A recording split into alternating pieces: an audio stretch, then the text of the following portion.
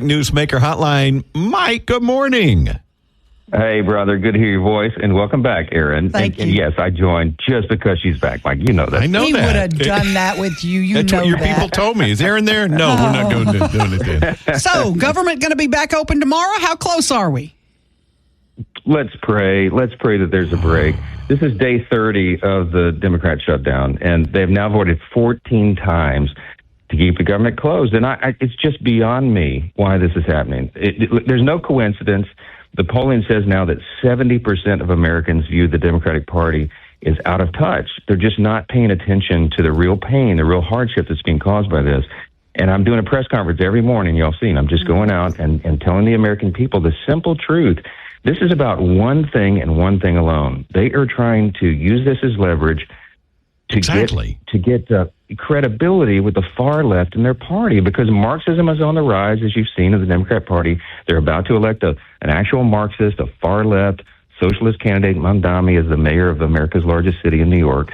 And they're worried about that. The leaders here are worried they're going to get a challenge from a Marxist. And so they're just trying to show a fight, and they're causing great pain because of it. Well, and I would take it a step further. It's not that they're out of touch. It's that they don't care. They've said the quiet part out loud. Well, we know people are suffering and hurting, but this is our leverage. In other words, this is about us and our power. We don't care about the people. That is literally the quote of the second highest ranked Democrat in the House, Catherine Clark, who's their whip. And she said that the other day. And then Chuck Schumer said a few days before that, he leads over in the Senate, that every day of this gets better for us. What are you talking about, Chuck? Us who? It's the Democrats who are elected here. Hakeem Jeffries is on the ballot next fall. He's the Democrat leader in the House, my counterpart over here. And he's afraid that he's going to get a challenge from a Mamdani disciple on the New York City Council. There's just a young guy who's already claiming he's going to run against him. So both of those guys, Schumer, Hakeem, all their leadership teams, they're terrified of losing their political positions, and so they're playing to the far left, and it's causing real pain across the country. Mike, let me ask you this. I'm a little bit concerned why you have not called the House back in session. Oh, you've got federal workers who are working and they're doing their job and not getting paid. You could still be accomplishing things on the House side, even though the government is shut down. And you've been criticized for this. Why have you made that decision?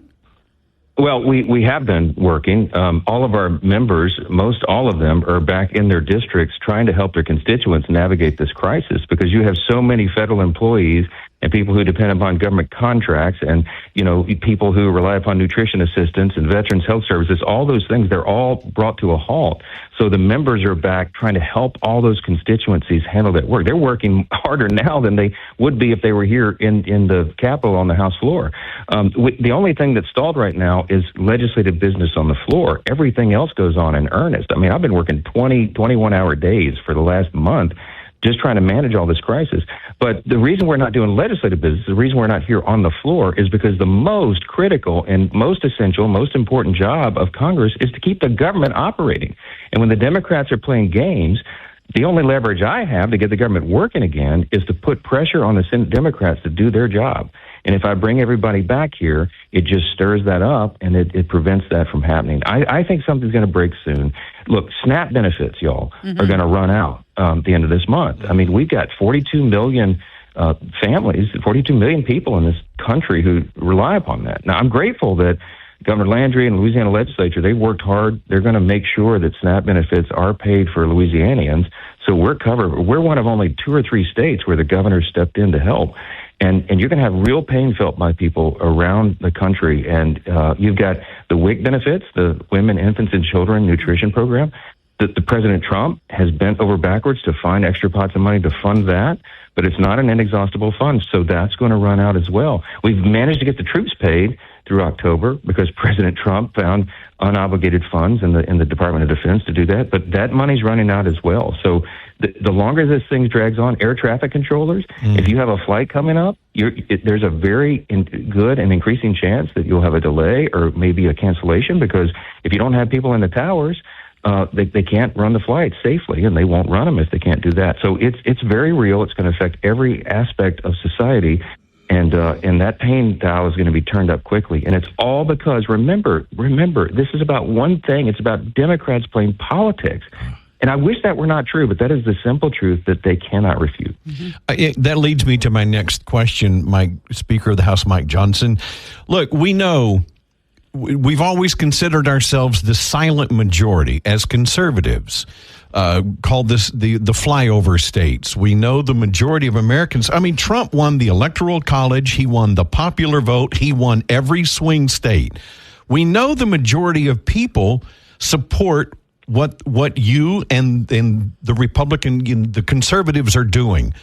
But my question is, how did we get to a point where we're about to elect a communist as mayor of the largest city in this country? How do people like Ilhan Omar get elected? How did the Democrat Party go so far left? How did we get here?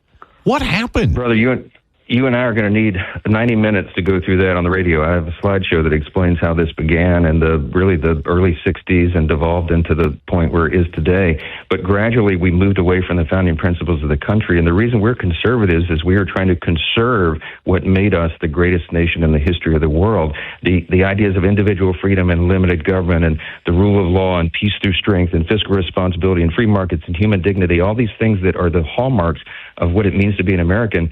We celebrate the 250th anniversary of next year. They're imperiled by people who have this other ideology, this far-left Marxist ideology that is based upon very different foundational ideas. And look at the split screen right now. You've seen that theme in my morning press conference. Right now, the two parties have a wider chasm between them that was ever imaginable. Right. I mean, it's way different than when we were kids, you know? Mike, something has been posted, and the attention on Snap now, I think, is very valuable. And this has been posted online this week. When you give the government the power to feed you, you also give them the power to starve you. That's why socialism never works. We need to examine Snap. 53,000 in Louisiana are not going to get their Snap benefits. The governor's not giving it back to all. Those are able-bodied people that he says should be working. With no dependents. Right. We need to pay attention to that. There are some people that really we don't need to be giving them these benefits. Well, you're exactly right. And we just demonstrated that in the One Big Beautiful Bill, our big signature legislation we got signed into law July 4th.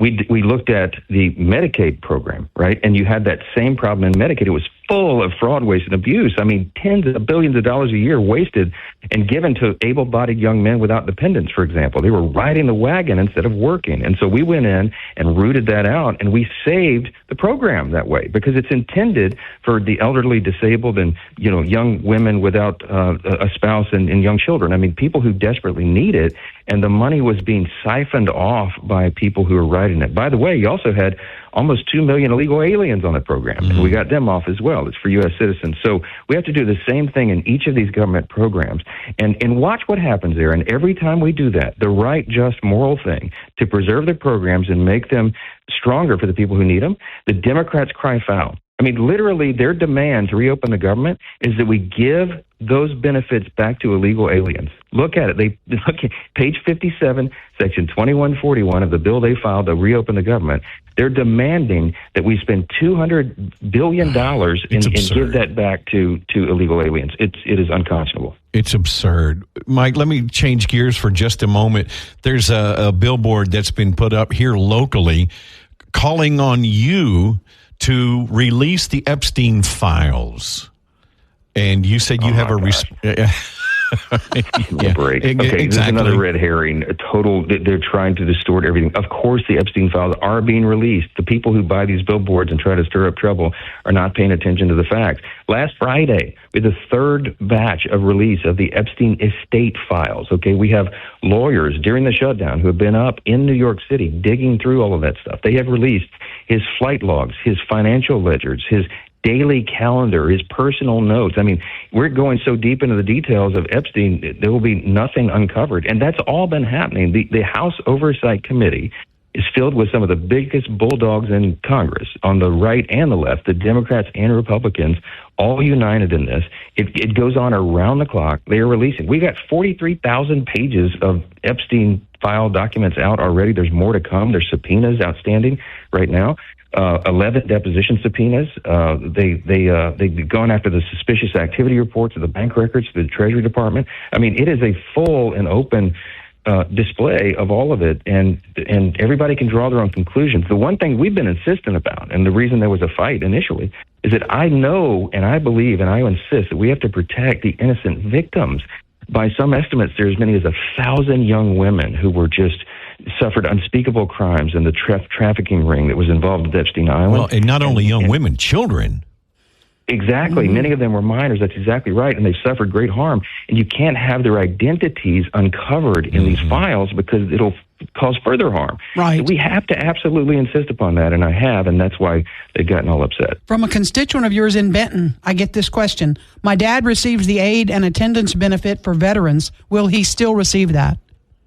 Oh, we hope so. The Department of Defense has bent over backwards to find these unobligated funds to keep taking care of our veterans and making sure troops are paid. We've got to look into the fine point and the details on each of those programs, but the point is the money's running out, and that's why we're so upset. I mean, I'm not the happy warrior right now. They're calling me Mad Mike at the press conferences, but I am angry about it because the simplest way to do this, the best way to get all those benefits returned and restored, the programs, is for the Democrat shutdown to end. And we just need 5 or 6 more Democrats in the Senate, the centrist Democrats, to just come to their senses, defy their own leadership that's never going to bend on this. Because, again, they think they're going to lose their jobs. And do the right thing and open the government. And then we can go and hash out all these remaining policy disputes and things we've got for the end of the year.